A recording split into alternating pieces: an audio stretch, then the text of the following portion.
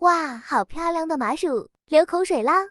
我们也来做一个最简单的麻薯，或者叫糯米糍、糯米蛋糕，你喜欢怎么叫就怎么叫。糯米粉和蛋糕粉到容器里面，原材料包括糯米粉4杯、蛋糕粉1杯、鸡蛋4个、牛奶3杯、油2茶匙。4个鸡蛋看作1杯液体，要点就是固体和液体比例大概1比1，或者固体稍微多一点点。糯米粉和蛋糕比例多点少点都无所谓，喜欢吃甜就多放点蛋糕粉，没有牛奶加水也可以。不知道糯米粉在哪里买的，可以看视频下方链接。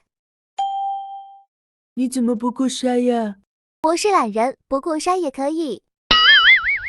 打入鸡蛋，倒进去牛奶和油。你量油的茶勺呢？意思倒了就行了。啊，粉尘飞扬。那好吧，咱们先手动搅搅，这次总可以了吧？烤箱预热375度，烤25分钟。烤盘喷油，把搅拌好的糊糊倒进去。时间到了，出炉切块开吃。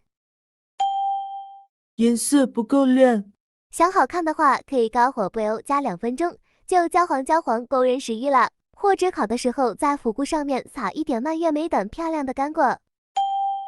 好看的麻薯呢？这个嘛，中式点心，美国懒人做法，开 party 时来一盘凑个数，再容易不过了。来看看娃学打鸡蛋。妈妈，它怎么敲不破？能理解我为什么要做懒人食谱了不？为懒妈的借口点赞，关注一个吧。